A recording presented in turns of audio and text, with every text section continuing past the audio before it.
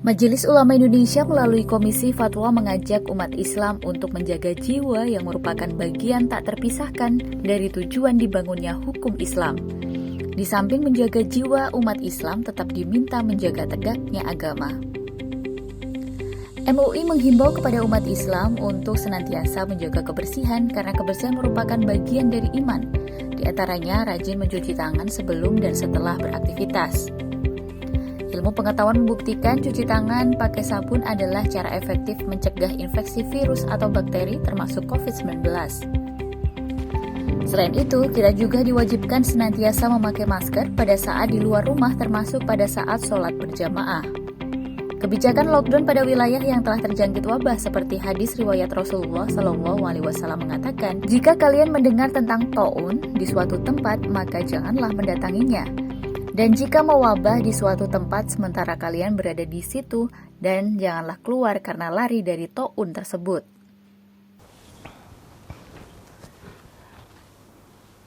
Bismillahirrahmanirrahim. Assalamualaikum warahmatullahi wabarakatuh. Waalaikumsalam warahmatullahi wabarakatuh. Alhamdulillahirabbil alamin. Puji syukur kehadirat Allah Subhanahu wa Ta'ala, Tuhan semesta alam, yang syukur alhamdulillah pemirsa hingga hari ini kita masih diberikan nikmat iman, nikmat sehat walafiat, dan juga tentunya nikmat kebahagiaan.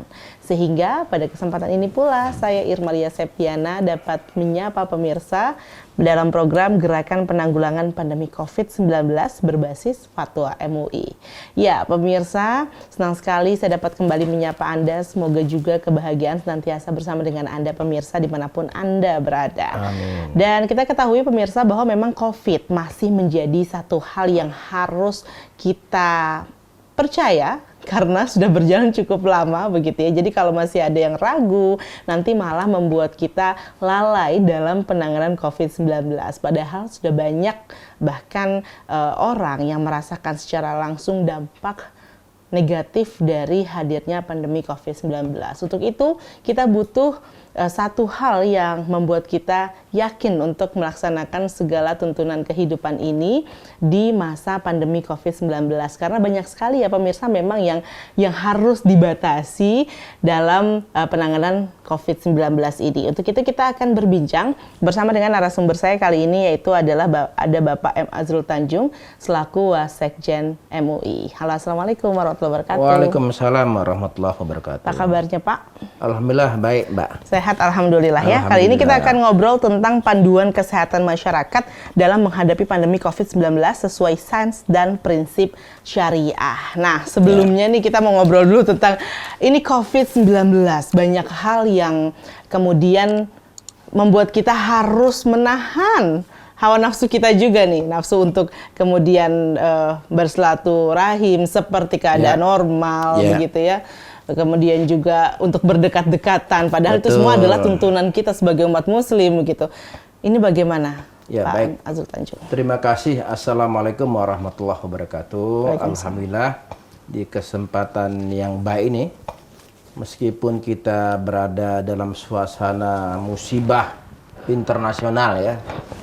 Tidak hanya musibah nasional tetapi musibah internasional. Karena musibah ini melanda dunia. Betul.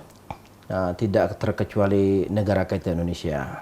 Nah, tentu sebagai negara yang mayoritas Muslim, nah, pendekatan keagamaan itu menjadi penting bagi kita masyarakat di Indonesia. Kenapa?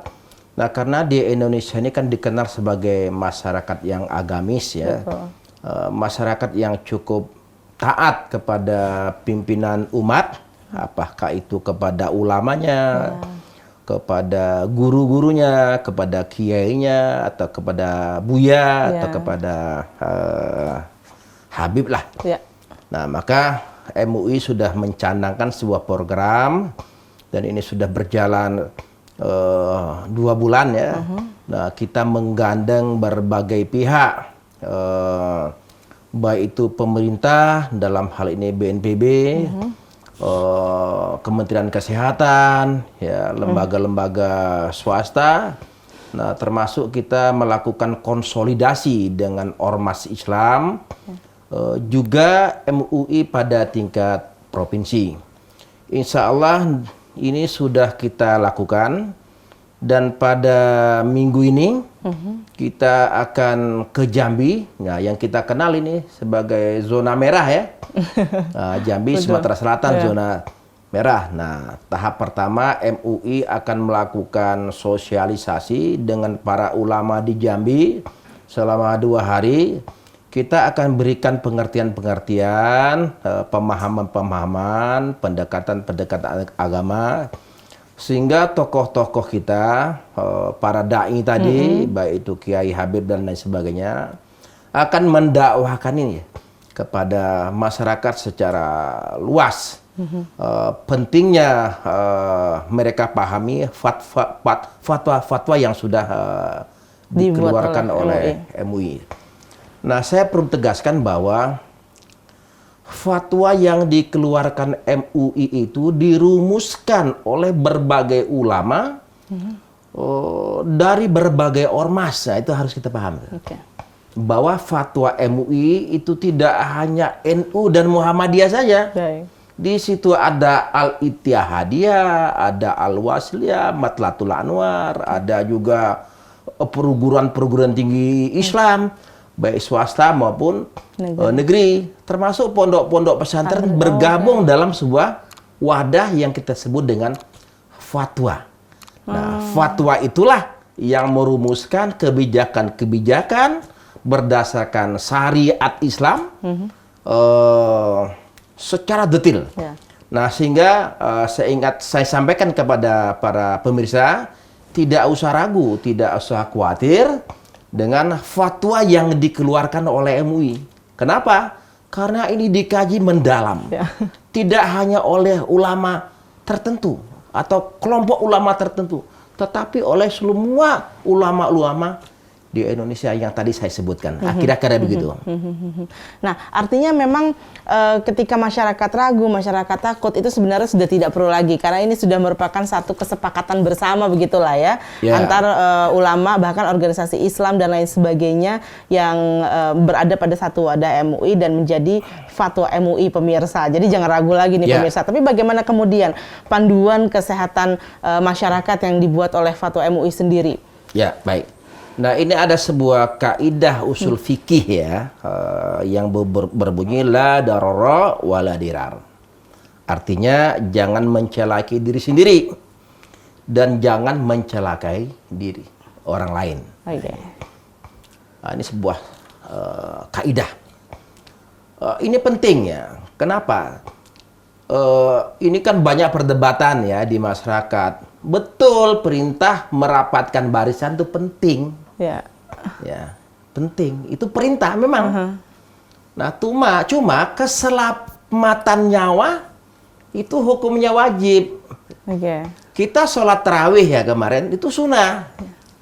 Itu perintah. Tapi menjaga diri boleh tarawih berjamaah tapi jaga jarak.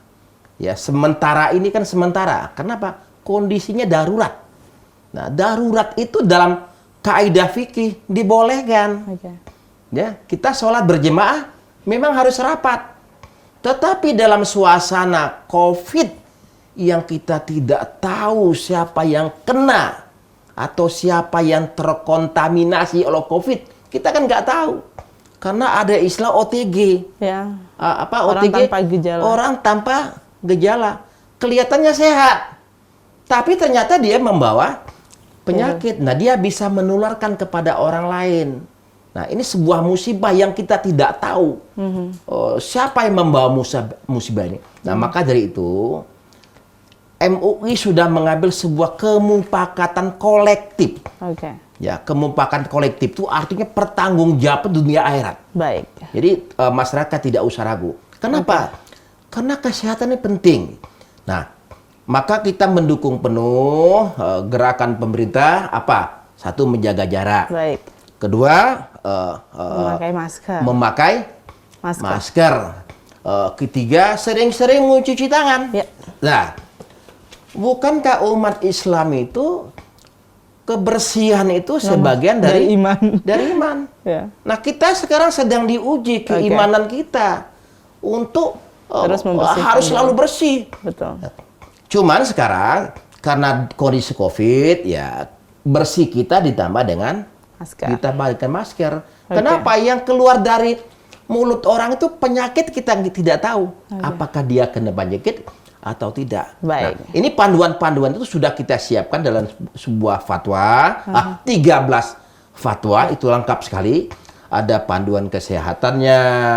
Panduan kesehatan itu termasuk panduan menyolatkan jenazah dan segala macam itu sudah lengkap di MUI. Jadi saya himbau kepada masyarakat tidak usah ragu-ragu lagi dalam menjalankan perintah-perintah ulama. Oke, nanti kita masih akan lanjutkan lagi Pak Azrul. Namun usai jeda pemirsa, tetaplah bersama dengan kami. Baik. Ya, pemirsa, terima kasih Anda kembali bersama dengan kami di Gerakan Penanggulangan Pandemi COVID-19 berbasis Fatwa MUI. Kita masih akan ngobrol terkait dengan panduan kesehatan masyarakat begitu ya dalam menghadapi pandemi COVID-19 karena memang meskipun kembali MUI sudah mengatakan jangan lagi ada keraguan-raguan, tapi yang namanya kita manusia mungkin masyarakat kebanyakan masih juga banyak yang apa iya benar, mereka mungkin pengen lihat langsung nih forum diskusinya seperti apa gitu ya. Tapi memang ini menjadi satu hal yang sangat penting sekali gitu ya dalam pandemi COVID-19 karena dalam perjalanannya toh kita banyak melalui seperti Ramadan gitu. Sudah 2 kali Ramadan kita seperti ini ya Pak Azrul ya, Masya Allah, sehingga kita harus benar-benar bisa melihat mana yang hukum-hukum yang mungkin ada apa ya bisa mendapatkan fatwa baru begitu. Baik, nah Pak Azrul, ini tadi juga dikatakan bahwa jangan sampai kita membawa keburukan untuk orang lain seperti yang Pak Azrul sampaikan. Artinya menjaga kesehatan itu bukan hanya penting untuk kita tapi juga untuk orang lain. Nah di MUI sendiri apa yang sangat menjadi concern yang sekiranya harus memang sangat dibatasi demi penanggulangan COVID-19? Baik, terima kasih. Saya buka masker ya. Karena berjarak ini. Ini kan cukup berjarak. Cukup. Nah, ada sebuah riwayat ya, Rasulullah bersabda yang artinya, janganlah kamu memasuki suatu wilayah bila wilayah itu sedang dalam wabah. Jadi kita tidak boleh memasuki sebuah kawasan, yang sedang sebuah ada daerah, wabah, kalau daerah itu sedang wabah. Nah, termasuk COVID ini. Nah, betul. kemudian dan jangan kamu meninggalkan suatu wilayah apabila wilayah itu juga dalam kondisi musibah. Nah itu. Artinya kita ini dilarang memasuki wilayah yang ada musibah. Tetapi kalau di wilayah kita lagi ada COVID, jangan juga kemana-mana. Jangan juga kemana-mana. Karena ada wabah itu. Nah, sekarang wabahnya COVID. Jadi kalau di rumah kita ada COVID, nah, kita itu ingat perintah Rasul. Jangan. Kita di rumah saja menyendiri di kamar, anak-anak di luar kamar atau di kamar lain, jangan ke kantor, jangan sholat Jumat dulu. Itu kan? Nah, itu perintah, jangan sholat Jumat. Sholat di rumah. Kenapa? Nah, MUI sudah membuat sebuah fatwa tentang ibadah ini. Boleh sholat di rumah. Baik. Kemarin kita gerhana, kita sholat di rumah saja, karena bulan sholat di rumah. Tarawih di rumah, berjemaah di rumah. Kenapa? Kalau kita berada dalam kawasan wabah. Sebaliknya juga begitu. Kalau di wilayah itu sudah ada wabah, kita juga jangan. Nah ini kita sudah melewati Ramadan ya. Betul. 2 kali Ramadan. 2 Ramadan nih kita. Dalam kondisi COVID begini ya, Masya Allah. 2 Ramadan juga kita tarawih di rumah. Iya, betul. Nah, ini ke depannya 2 bulan lagi ya. Kita akan Idul Adha. Nah, apakah dengan Idul Adha lantas kita tidak berkurban? Tetap berkurban. Tapi dengan protokol kesehatan ya boleh. Boleh sholat Id? Boleh. Tapi dengan protokol kesehatan. Kita jaga jarak. Ya, berkurban tetap dilakukan, sholat Id tetap dilakukan. Nah, tetapi kalau wilayah kita tuh zonanya merah, ya terpaksa kita sholat di rumah saja kan? Saja lebih baik ya. Berjemaah Di rumah. Kenapa? Karena pada prinsipnya seorang laki-laki itu menjadi imam di rumahnya. Nah, mudah-mudahan dengan ada hikmah yang kita petik dari musibah ini, para bapak-bapak, para laki-laki, remaja, mulai belajar jadi imam di rumahnya kan. Ya, Masya Allah. Ini kan sebuah pembaca. Pasti ada hikmahnya. Ya. Nah, untuk itulah sekali lagi ya, saya dengan teman-teman, termasuk dengan ormas-ormas, tidak henti-hentinya mengingatkan terus-menerus, jangan sampai kendor. Ya, kita jangan sampai lengah. Kenapa? Kasus di India, gitu loh. Kasus di Malaysia, sebelumnya kasus di Amerika dan Eropa. Nah, cukuplah ini pelajaran bagi kita. Nah, saya menghimbau kepada para dai, mohon maaf nih para kiai di pondok-pondok, janganlah ada dibuat isu ini sebuah konspirasi. Ya. Ini dunia sudah terkena. Ya. Menteri-menteri kena. Beberapa orang MUI juga kena. Okay. Salah satu ketua MUI kena. 2 orang sekjen. 2 orang wakil sekjen. Periode kemarin meninggal dunia. Nah, karena COVID. Nah, kita tidak tahu sumber COVID itu dari mana. Jadi, sekali lagi ya, saya tidak henti-hentinya, tidak bosan-bosannya, saya mengajak. Ya, jaga protokol kesehatan. Perintah agama itu kita tuh harus bersih. Bersih itu bagian dari iman. Nah, kalau kita tidak bersih, ya kita tidak beriman. Jadi, memasang masker ini konteksnya juga bersih. Nah, keselamatan diri lebih utama daripada yang sunnah. Oke. Gitu. Nah, kira-kira begitu. Oke. Artinya memang kita ini kan awalnya takut mungkin nilainya menjadi berbeda kalau tidak berjamaah, misalnya begitu. Nah, ini perlu nggak ada kekhawatiran semacam itu di masyarakat? Nah, ini kadang-kadang ya kita saya bukan mengatakan sempit dalam beragama, bukan. Tetapi beragama itu harus kafah. Ya. Apa kafah? Kafah itu totality, menyeluruh. Jadi kita memahami agama itu jangan sepotong-sepotong. Contoh sederhana. Sholat jamaah itu utama ya. Ya. Tapi bagi perempuan, sholat utama di mana? Di rumah. Di kamarnya. Tuh. Nah, kondisi kayak ini, bukan berarti kita tidak sholat berjamaah kan? Oke. Sholat berjamaah anak istri. Ya. Kalau tidak penting sekali jangan keluar. Kita keluar tuh hanya dalam rangka mencari nafkah.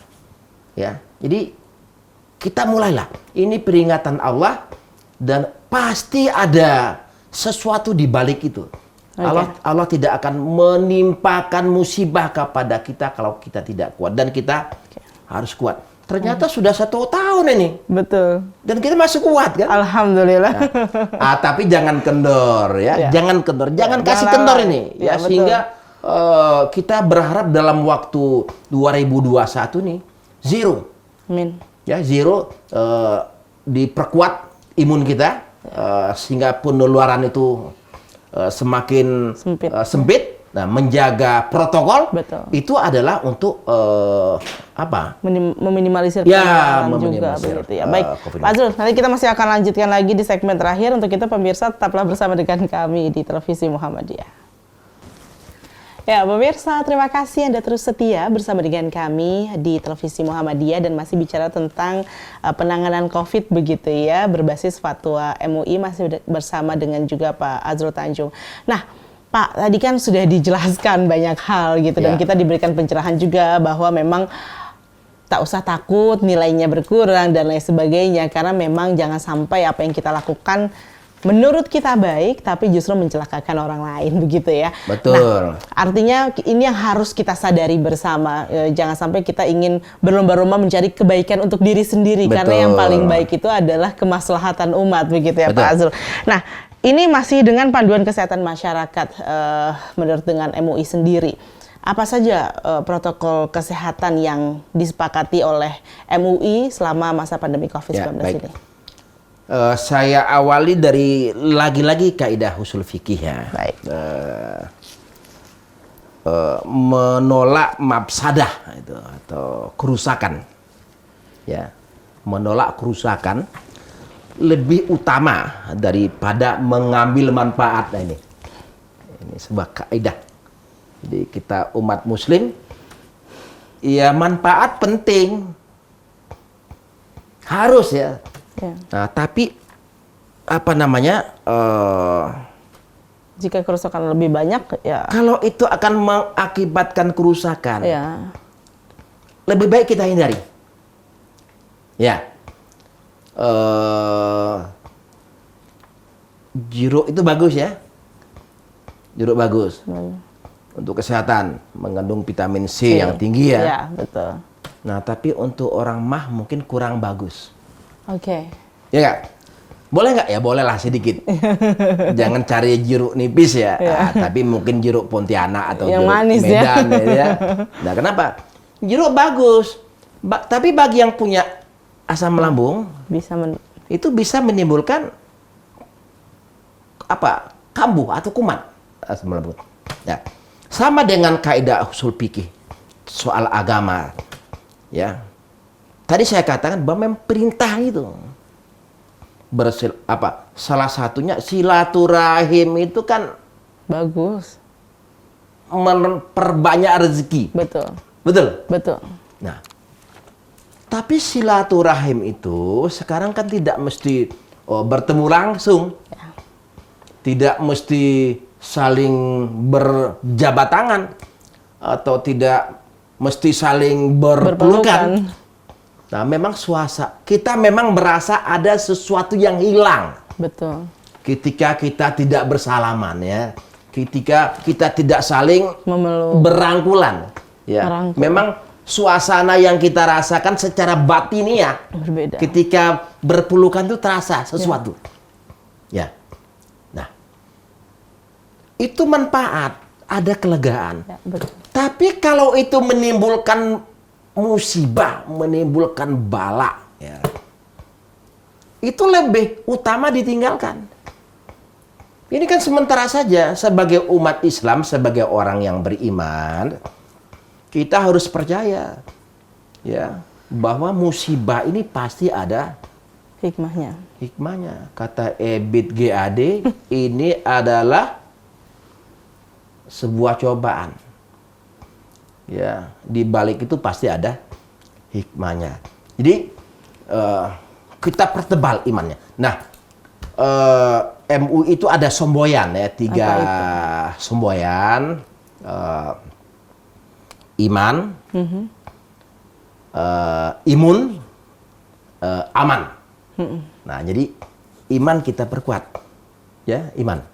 Nah, iman itu kita harus percaya bahwa ini cobaan Allah dan kita harus tahu cara menghadapi cobaan itu. Maka ada kaidahnya. Ya. Keselamatan itu lebih utama. Betul. Daripada memperoleh manfaat. Nah, ini program-program MUI dengan ormas-ormas Islam termasuk Muhammadiyah dan Nahdlatul Ulama dan ormas Islam lainnya. Ya, kita terus gencarkan sosialisasi ini, tidak henti-hentinya. Kita terus ingatkan, ya, jangan sampai kita lalai, ya, jangan sampai kita lengah. Karena ini perintah Allah. Ya, menjaga diri itu perintah Allah. Nah, kalau kita tidak menjaga diri, berarti kita tidak taat dengan perintah Allah. Jadi, soal fikih ini harus bisa kita pilah-pilah. Ya, ini perintah betul, tetapi ini juga ada perintahnya. Jadi nyawa kita itu lebih utama. Ya, jadi menyelamatkan diri lebih utama dan juga menyelamatkan orang lain. Nah, maka ada usul fikihnya, ada hadis-hadisnya. Nah, sekali lagi para pemirsa, saya menghimbau betul ya, tidak mungkin Majelis Ulama Indonesia itu sembrono. Nggak mungkin. Ya, sembrono. Bikin fatwa. Ini kan ada isu MUI sudah dibeli. Itu tidak mungkin. Ya. Karena di MUI itu orang-orang fatwa tuh orang-orang yang sudah punya kemapanan ilmu lah. Jadi orang-orang pilihan.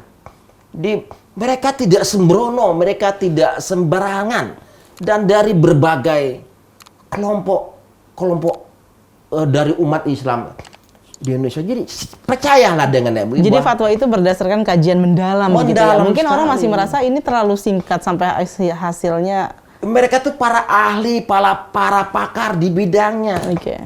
Ya. Nah, sehingga bayangkanlah ini fatwa yang sudah diterbitkan. Nah, sekarang kalau kita tambah lagi dengan fatwa COVID, ini akan setebal apa? Ini bisa lahir ini puluhan tahun. Ya. Contoh vaksin. Ribut kan dulu vaksin Cina. Ternyata vaksin Cina halal. Ya. LP POM itu bekerja luar biasa, nggak sehari selesai.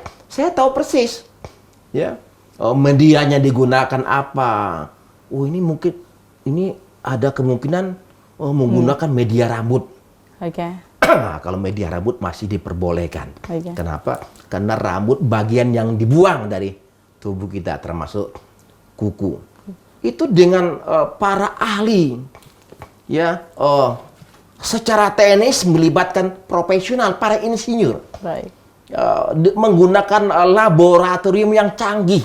Ini tidak sembarangan, ya. Insya Allah umat Islam ya percaya dengan MUI bahwa ini MUI tidak sembrono, MUI tetap independen, MUI tetap kritis, dan MUI mempertanggungjawabkan ini kepada umat, kepada Allah, kepada dunia, dan kepada akhirat nanti. Baik. Baik, terima kasih Pak Sutanjung sudah menyempatkan waktunya untuk hadir di sini dan memberikan kembali ya keyakinan kepada kita semua bahwa memang kita masih harus percaya, nggak usah ada lagi keraguan-raguan. Nggak usah ragu. Baik, terima kasih Pak Azrul dan pemirsa televisi Muhammadiyah dimanapun Anda berada. Terima kasih sudah menyaksikan program ini. Semoga kita semakin siap menghadapi hari-hari ke depan begitu ya, dengan pikiran yang positif. Insya Allah membuat imun tubuh kita juga menjadi baik. Ya Rabbal Karena yang paling alamin. penting dari MUI adalah fatwa yang dikeluarkan bukan hanya sekedar untuk memenangkan salah satu pihak atau mengambil manfaat hanya untuk satu orang, tapi yang paling penting lagi adalah memikirkan kemaslahatan umat dan kebersamaan. Terima kasih sudah menyaksikan program ini. Sampai jumpa lagi dan assalamualaikum warahmatullahi wabarakatuh. Waalaikumsalam warahmatullahi wabarakatuh.